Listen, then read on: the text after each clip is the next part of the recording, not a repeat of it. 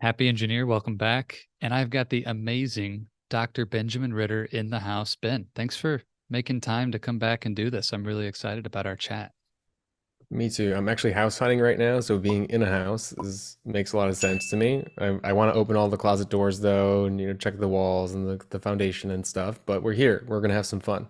I love that. I love that metaphor. All right, so we're going to explore the whole house today and make sure it's built on a sound foundation. And Ben, I had the privilege of being on your show not too long ago and learned a lot about you. And even before we hit record today, said like, where could we begin? There's so much to cover. And I think it's important because I resonate with so much of who you are. And I loved being on your show. But on the surface, the words around your business and the way you talk about things wouldn't have resonated for me if I had only seen them. And so, specifically, talking about the live for yourself revolution, live for yourself consulting. And I am definitely one of the people who grew up in a home where the idea of living for yourself was not allowed. That is selfish, unacceptable, bad values, bad morals kind of language. So, would you first explain a little bit about what that means and why it's not just a selfish, horrible statement to make, this idea of live for yourself? Of course. And as you were saying that, I was picturing two very different types of people. Let's say someone that wakes up, but they're getting up maybe at a time they don't really want to get up because they've committed to something maybe they don't really want to commit to. An early meeting for work, or they have to go do some sort of errand that doesn't really fit who they Mm. are, but they're doing a favor for someone that they don't really think it's a favor. They really don't want to do it. So then by the time they start work, they're in a pretty pissed mood, not very happy, and they don't really have any boundaries around work. So they kind of stay silent in meetings to let themselves be talked over. They don't share their ideas. And the work that they're actually doing isn't work that really aligns with what they care about. At the same time, their coworkers keep asking them for favors and they don't want to let them down because what would they think of them? So they, do more of work that they don't really enjoy. They're doing work for people that they're starting to resent. And then maybe some coworkers ask them to go to a happy hour, and the person doesn't really want to say no because they want to seem like they're part of the team. So, and they don't really drink though, and they've actually been trying to drink less, but they go to the happy hour and they drink way too many drinks. People keep buying them for them. So now they're intoxicated, they're drained, they're frustrated, they're angry, Yeah. Yeah. and they're going home, and their partner and their family had dinner plans with them. And so that person's walking in the door drunk, late for dinner, and still has work to do because of all the commitments they've made at their job. And the person's children are saying, like, can you play with me? Can you hang out with me? Mm. And so this person's trying to do two things at once.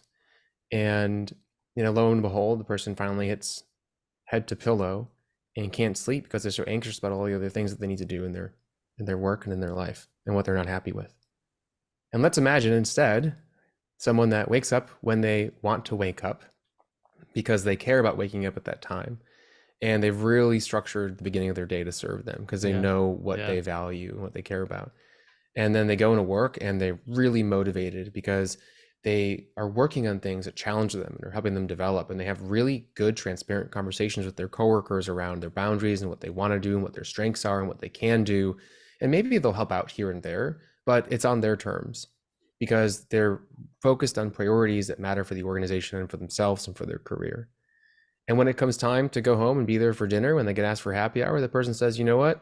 Why not instead we go to lunch tomorrow? I'm going to join my family. We have dinner tonight. And so I know one was a little bit over exaggerated, one was probably a little quick, but there's Yeah. living for yourself is understanding what your values are and leaning into those values and into the world and into your work in that way. You're doing work that matters, you're doing work that you care about, so you're more likely to show up in a way that is engaging, energized, and Yes. productive instead of someone that thinks they have to do something for everybody else, which sadly is how a lot of people are working and living their life when it comes to the professional world. This is a great way to paint the picture, and I kind of want to name these two people generically, so no representations, no clients being represented here. But the first thing that popped in my mind for that beginning name was like Downer David. It's just like everything about that experience drained energy from me hearing you say it. And a lot of those pieces, I intimately know that person. Not all of what you painted, but I remember in my career days, been experiencing those moments, especially taking on every ask of me out of the belief that it was the right thing to do or helpful or would help me progress in my career. And I know downer David, energy drained David is feeling the same way. Like, I'm doing all of this for everyone else and it's still not getting me to the life that I want.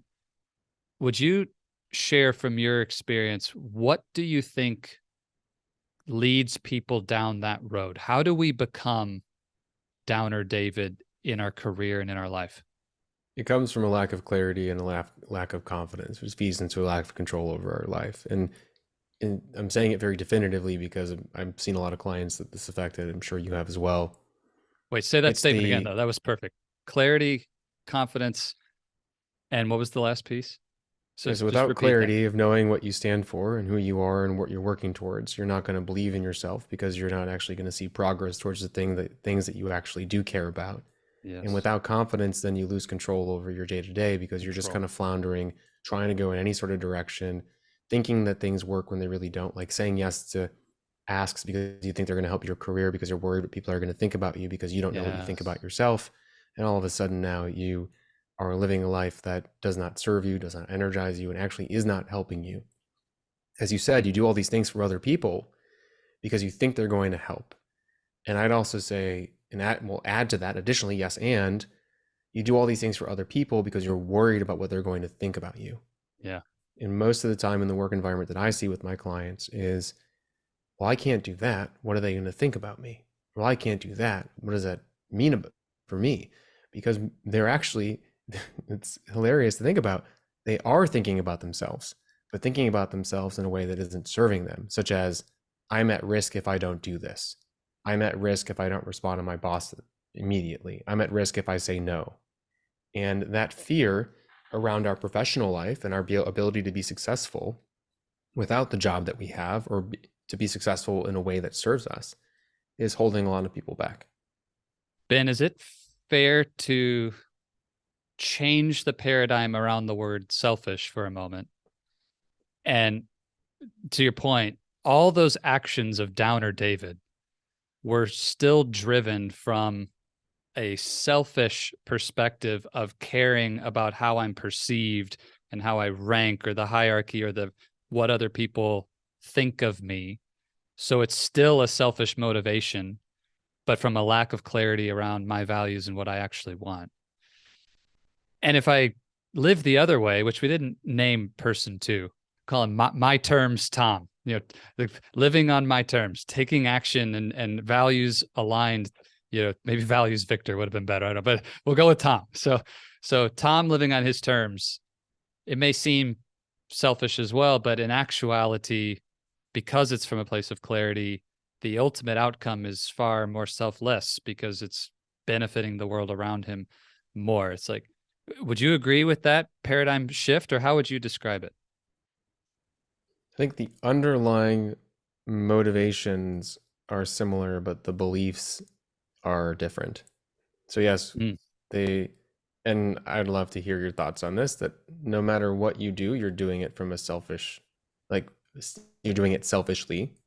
And I think that makes people cringe a little bit, but it's just how we live our life. If we do something, it's because it gives us mm, some sort of emotion or helps us feel a certain way. And even if we're doing it because, like, oh, I need to do this because it's painful, I'm doing this for other people, you're actually doing it for yourself because you think that's something that you need to be doing. So mm-hmm. either we do something for ourselves in a way that doesn't serve us, or we do something for ourselves in a way that does serve us. And it is such an interesting little conundrum when it comes to Yeah, our ability to be comfortable with the fact that, like, even just being able to walk in the room and say, I'm doing this for me, that is a really difficult thing for a lot of people to say, especially when it yeah, comes to their yeah. career. Ben, I could say confidently, I've been told that you should not say that. That's not okay to say. Like, it's, I've had those experiences in my life from people that I, love and respect, and they meant well. But the idea of if that's the driving force, that's the wrong driving force. And so this is really interesting. And I'm actually thinking back, I know one of your LinkedIn articles that I think is really powerful opens with that line: everything you do is for yourself. And it causes a pause for me, for anyone, I think, to ask, like, is that true? Is that true that everything I do is for myself? And if that's the case, like, what is the definition of selfishness then? If we're saying, well, both Downer David and my terms Tom are both being selfish, but one is getting a great outcome and a life that they love and impacting the world in a positive way and actually helping others, and the other one is in many ways helping no one. They're creating a drain on their own energy, their own quality of life, and dragging down the people that they love. What does it mean to be selfish? Selfishness, I think, is living a life for yourself through taking from others.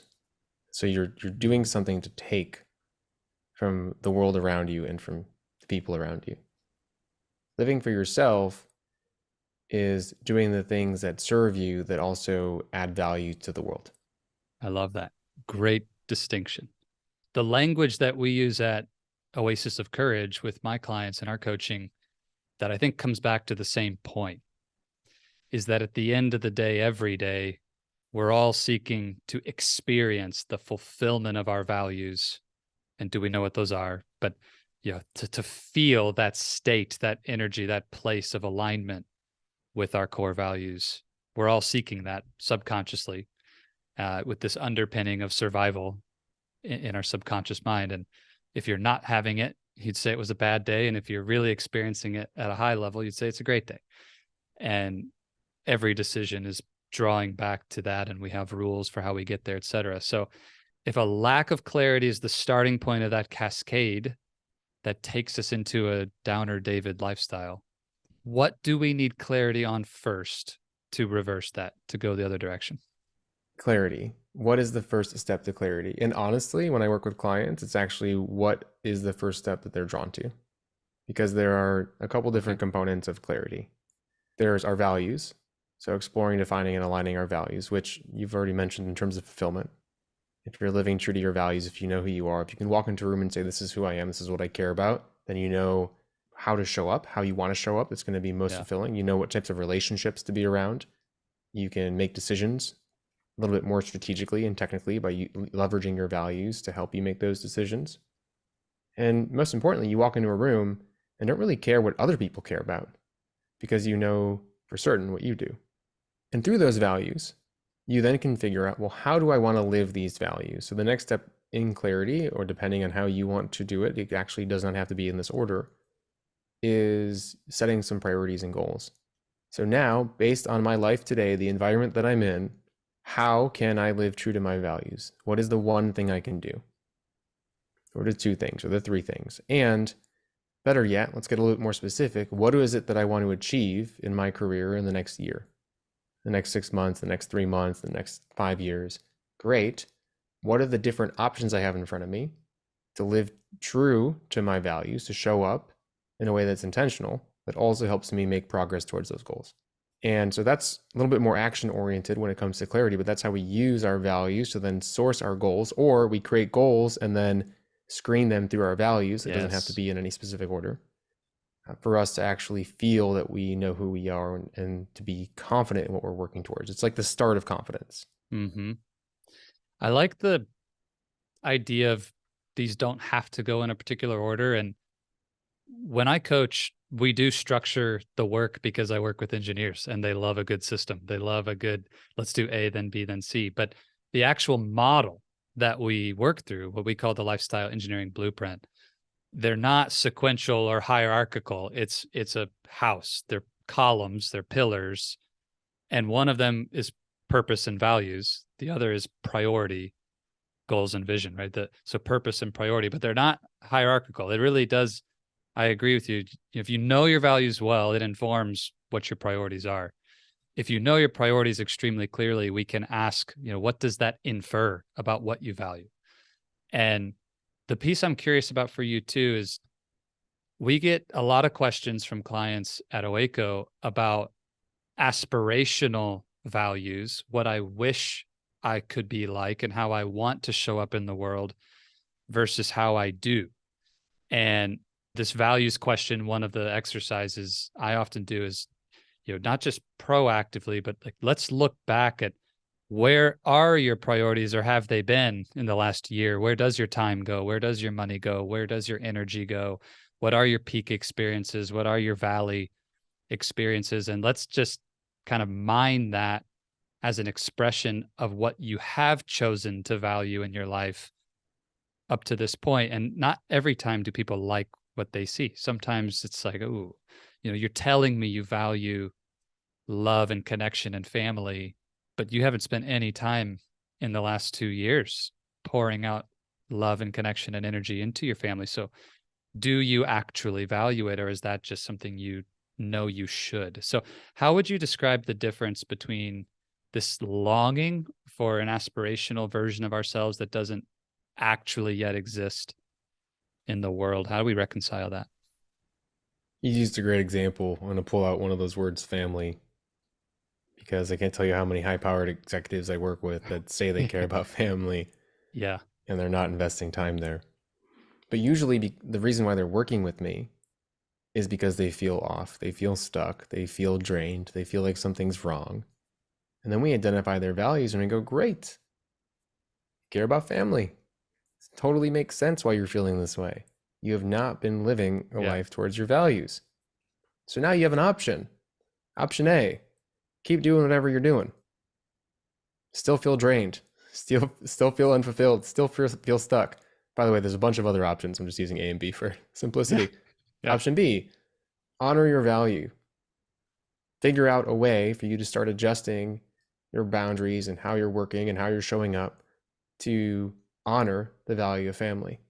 It might be setting, 1 day off a month, full day to go take your family out on a field trip of some kind, or not working on the weekends to spend time with your family, or in the morning, spending 20 minutes making lunches for your kids, whatever it is, having a date night with your partner.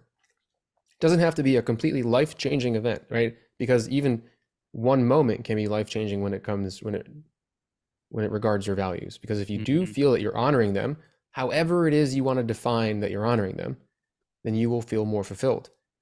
So I would actually also then start exploring, what does it mean to honor this value? So let's define what family means to you in the work environment and in your personal life. What is an action that would represent you honoring this?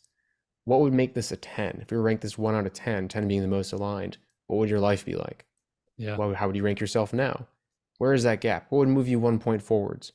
So we're trying to get more specific, really create some action steps, put more of an understanding around the sacrifices this person is choosing to make for whatever payoff they think they're going to get, as well as just kind of accepting, right? Taking responsibility for the life that they're choosing.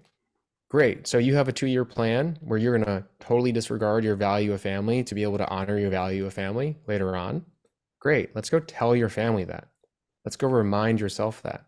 You're like, let's structure your life so despite the fact that you're going to be drained and unfulfilled, you get a little bit of that value during your week. Yes. And so it's just information to play with, because I almost would say it's a fact that if you're misaligned from your values, you're going to feel drained and discouraged and frustrated. And so with that fact, now let's figure out how you want to live your life. Ben, for you personally, and I know you do incredible work with executives and leaders and helping them with this, but I often see too, our mess becomes our message. And I'm wondering if you could share what's behind this in your own story. Have you been there, experienced this disconnect and lack of clarity, and come through it in your own life? Nah, I've always been perfect. I'm great. I was born a Oh, coach, right? oh, It's you're one of those coaches. Oh, okay. no, I operated by the wrong set of beliefs for a very long time. I defined something as being my purpose that was not my purpose. It was a Hmm. goal that I was then, though, sourcing all of my confidence from, and was also headed in the wrong direction because I didn't spend the time to really evaluate the goal for what it really meant to me, how it aligned to my values, and how that then related to where I should be spending my priorities. I basically identified myself in a way that wasn't my true identity, which can be really dangerous. Because when Yeah. you lose that identity, when you realize it's not who you are, you've built your whole life on a false pretense. And so you have to figure out how to rebuild yourself. So, and this was soccer. I want to be a professional soccer player. And you'd be like, oh, I'm an athlete, big deal. But just to put you in my headspace at the time, all I watched on TV were VHS tapes of recorded soccer games. All the people I hung out with were really nobody, people that went to the gym with me, because the people on the team didn't like me because I think they might have perceived that I wasn't very sociable. I'll give you that one. And I didn't Okay. form relationships with people because I didn't feel that they were important. I trained in the morning, trained in the afternoon, trained at night, was really good in private, but when I was in public and practicing on a team, I was good enough, but not the best. And I would constantly make mistakes because I invested so much of my self identity in what I was doing that my confidence diminished drastically to the point where I was my worst enemy. And whenever I would have to perform, I would talk myself out of performing, and I just wouldn't be able to. Wow. And so imagine loving something so much, thinking it's the only thing that you need to focus on, having zero community, at the same time, not being confident in yourself. And because you hate yourself for not being Mm. able to achieve your goals, that spirals down to develop into an eating disorder, pretty serious one, and other mental health issues. I reached a point in my soccer career where it was gone, and I had to figure out what to do next after a hip surgery and a variety of other injuries, and was able to fix my life by really identifying who I really was and identifying who that person was through exploration and discomfort. So I went online and typed in how to become confident, right? Because I thought that was my main issue. I read books, every book I could find. I basically took all the energy that I was investing in soccer and invested it into my own personal development to try to figure out who am I now that I Yeah. don't have this Yeah. thing, how to fix my, mental holdups, and then how to learn how to be confident and social. And that led me down like a 4 or 5 year path of studying and putting myself in uncomfortable situations, just being fearless because I'm like, what do I have to lose? There's literally nothing left that I have to lose. And so I was able to develop into someone that I thought was confident, social, believed in himself, knew what he was working on because he didn't know what he was working on, meaning that I had a Mm. sense of clarity of, I'm going to explore what life has to offer because I was not doing that before. Now, that was my own personal journey in my own development as a human.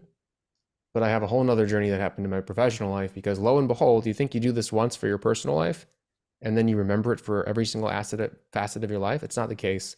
Yeah. I, for some reason, didn't remember that, oh, yeah, being proactive in my personal life was really successful. Maybe I should do that in my career.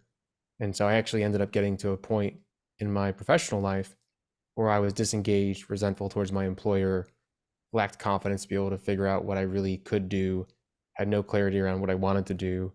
And lo and behold, luckily I woke up, but that's another story. Wow. First, I want to go back to this experience you described of being in pro soccer, loving it, dedicating your Wanting pro whole soccer. life. Let me correct Okay. that. Sorry. Okay. Wanting pro Sorry. soccer. Played a little Okay. semi in London, but yeah. Playing semi pro soccer with this dream, aspiration to play pro. The statement that you became your own worst enemy.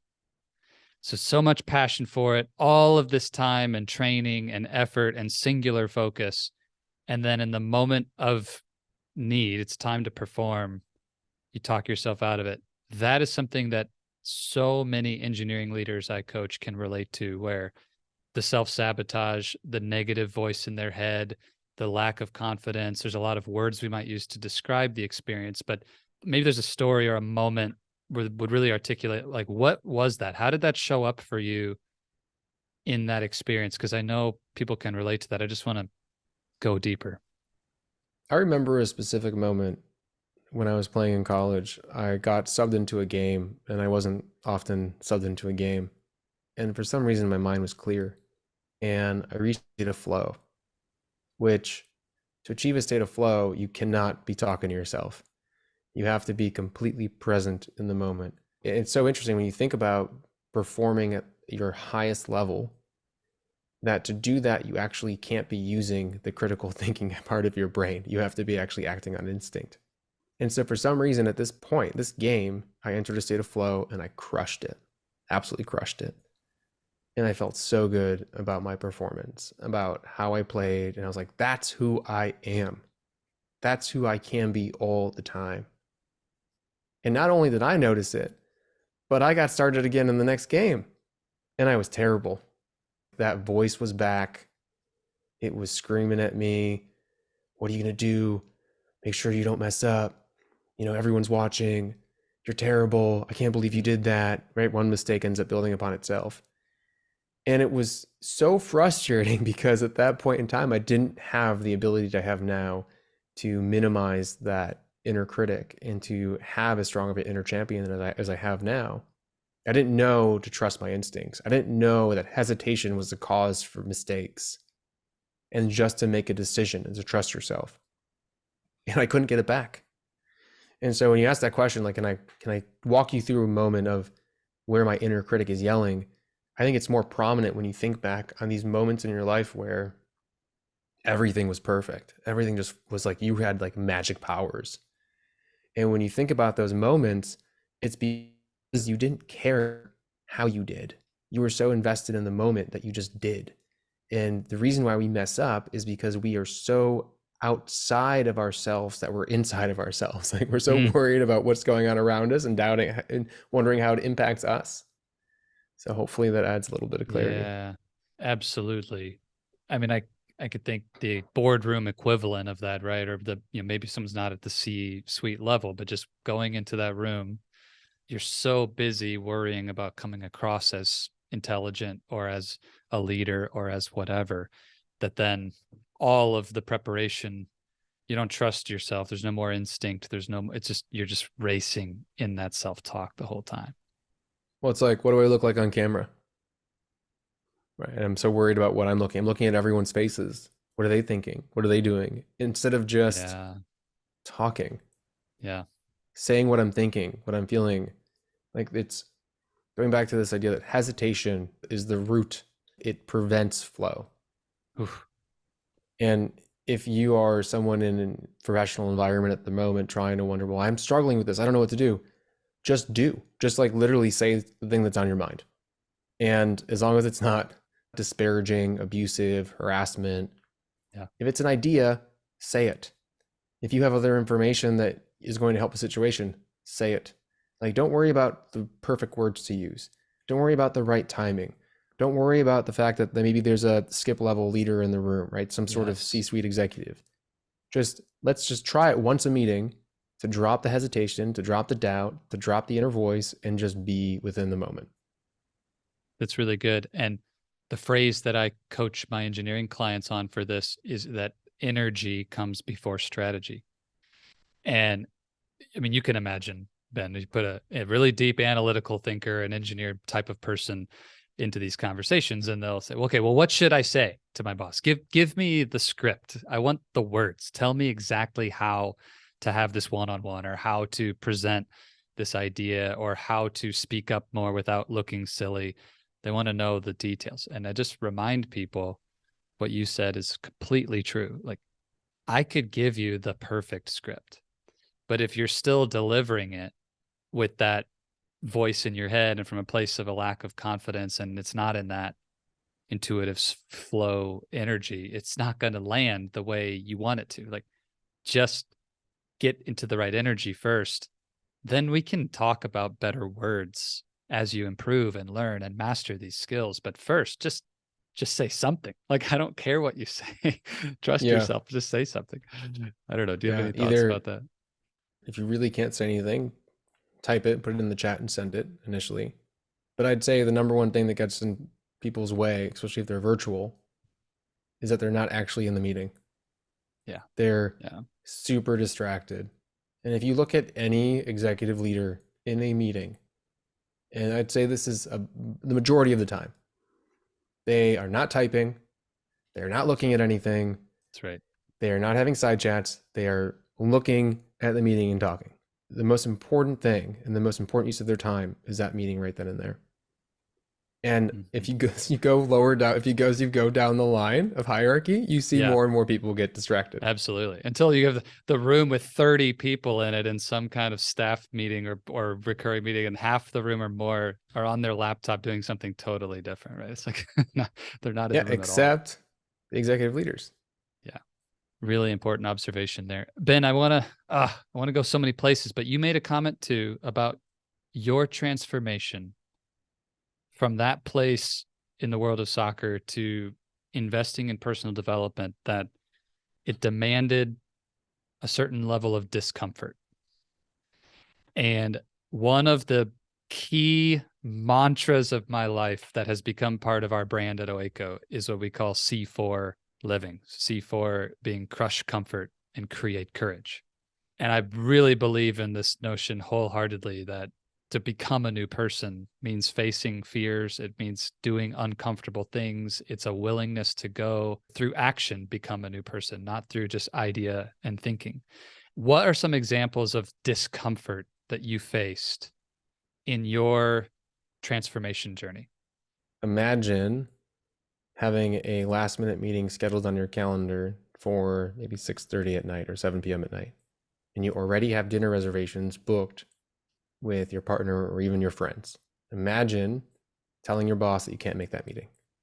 And when your boss asks you why, you feel comfortable enough saying, because I have dinner reservations. Did I make people uncomfortable yet? I love it. I'm so happy right now. I don't People just on the audio can't see my face. I'm celebrating this because these are exactly the moments that come up all the time in coaching with engineering leaders. And it's so critical. So yes, I'm uncomfortable hearing you say it, just even thinking about my wonderful clients, but keep going. Okay, so I'm getting less professional as we go because I want to go into my personal story. Because now I have pretty severe professional boundaries. I am very much, I'm going to yoga at noon. See you later. You know, I'm very honest about that. One more professional one, I actually, when I was working in healthcare, and I used to have these boundaries because they developed from my personal work of being uncomfortable. I went to my boss and I asked for 30 days off. So I worked in an acute care hospital. I was a manager of business operations. I walked in her room and I said, "Can I get 30 days off?" And she said, "Why?" And I said, "Going on a reality show." So imagine that. And so I got 30 days off. The only disclaimer was, if you're not back in 30 days, then we're going to give your job to someone else. We're going to hire somebody. I said, "Great, I'll be back in 30 days." Got Amazing. back in 2.5 weeks. But it was because I got voted off. But it was a boundary. And I can't tell you how much I sat, in a room and was wondering, like, can I ask for this? I Yes. did, and it was fine. So personally, though, the things that I did that were uncomfortable, and these were bigger for me, I'd see two people sitting on a bench together, and I asked for them to move to sit in between them. I Mm. would run down a sidewalk in downtown Chicago and high fiving everybody. I would take a French fry off someone's plate in a restaurant. I would go off on my own and just be social to people Yes. on the Yes. street and in the bar, just talk to them. Where did the ideas come from? Was this something that you were just ideating along the way? Like, how can I get uncomfortable for the sake of growth? Or was there a method to the madness on choosing what to do? So when you are, at least this was like 2003, 4, 5, so almost 20 years ago. Yeah, almost that long. When you went online and asked Jeeves or Yahoo, whatever was on around Ask then, Jeeves. What a and throwback. typed in how to become confident. For a guy, you got a lot of like interpersonal social dynamics, right? A lot of kind of like how to meet women kind of stuff. Mm-hmm. And so my first ever coaching role for 5.5 years was actually a dating and relationship business. So I learned how to be a coach by taking men around the United States and showing them how to become confident. And so one of the things I would do is I'd go to a bar on my own to force myself to be uncomfortable and have conversations with people. I wouldn't drink. And I was talking to a table, and there was a guy there, and I started talking to him, and he goes, "Look, man, I know what you're doing. You got to meet my boss." And I met his boss the next day, his whole team actually, and they hired me to be their men's coach across the United States. That was actually my first ever experience in professional coaching, was Wow. what through that serendipitous moment of becoming uncomfortable. And it just goes to also show that, like, when you make yourself uncomfortable, you give the universe the opportunity to change your life. if you stay within the boundaries that you think you have to stay within, then you are limiting the universe from its potential impact and what is you potentially could achieve. That's so good. I'll share a little version of that in my life right now. You go back to 2017, I was taking on a role still in my corporate life, but I moved from engineering to a stretch role in product and brand marketing and wanted to master the business aspect of what we were doing and challenge myself, and got this role with no MBA, no marketing experience at all. So for anybody who thinks you need a perfect resume, I was a mechanical engineer with no business being in product and brand marketing, and I landed that job at Whirlpool. Well, we went to a conference and I just started taking time to go meet as many people as I could who looked like they had energy. Just literally walking around this giant conference center. And I met a chef named Charles Webb, who was an incredible guy, brilliant, world renowned, doing some amazing things, visionary chef. We've stayed in touch, had all these, little moments crossing paths, watching him succeed. And just 2 weeks ago, I texted him, "Hey, chef, it's been a long time since we've connected. How's your new project going?" And he replies with, "Oh, we need to talk. Like this, we've got some really cool stuff happening. Let's chat. How soon can you chat?" So we booked a call. This was a week ago now. And he shares with me what he has going on, and it sounds amazing. And I just said, "Well, hey, I have an idea. What if you could get somebody like so and so to host a dinner and do something with some influencers and blah, blah, blah?" And he looked right back at me and said, "How about instead of so and so, that's Zach White?" And I immediately had that moment, Ben, of like, oh, like I'm not ready for that. I don't have that level of audience. I don't have the clout to be doing a celebrity dinner. Like, who would I even invite? And can I afford to do this? But that was a week ago. Now I'm going to be in LA in April for 3 days hosting an intimate 12-person celebrity dinner and at this mansion in Beverly Hills that I rented. And I have no idea how it's all going to come together exactly, but it's going to be perfect. And it's way out of my comfort zone. But like all of this doesn't happen without just putting myself out of my comfort zone in 2017 to meet some new people. And now I'm going to be in a room with a bunch of high powered influencers, just having fun, getting to know them. There's no even objective. It's just to have dinner. But you never know now what will exponentially grow out of that. So I love what you're saying. It's so important as a matter of habit to live this way. Ben, I want to get into so many more things around jobs and your work, and it's so amazing, but I also want to be respectful of your time and make sure we land the plane. If I circle back to our original statement of how Downer David changes his life and becomes an on my terms Tom. We went down that trail of clarity and confidence, but you mentioned that third piece was now we have control. And engineers especially get kind of wound up about this idea of feeling in control. So could you give us a little bit on that last piece? What does it mean to have agency or control in our lives, and how does that show up? And we want to create a career where we are proactive instead of reactive. And so when we don't have clarity, we don't have confidence, we very much are reactive in our career. There's no intention. Becoming proactive means that we create a sense of control over our career. We don't have control over everything, but we have control over some things. And that control relates to our mental beliefs, our perception of the world around us, how we show up emotionally, how we intentionally work towards what we've discovered through clarity, and how we use our confidence in ourselves and our knowledge of who we are to, no matter what happens in our career, figure out the how and the what to create the why. And so let's say I'm laid off. I had no control over that. But I do have control over if I go on a bender or if I sleep for a month, 2 months straight. I have control to actually go back to my values and my goals and the things that I'm doing and to adjust them based on this new fact that I've been laid off. And so control is how am I utilizing my environment around me, adapting it adding to it, changing it, Mm. even cutting things out. Cutting things out is a big one. Cutting out negative relationships, cutting out negative jobs, negative work. How am I using the control that I have to help me live a life that's more fulfilled? Use the control you have. Ben, where can engineering leaders get more from you, connect with you, and continue to pull this thread if it's something that resonates and they just feel that sense of I want more. Don't hesitate. Reach out to Ben. Where can they do that?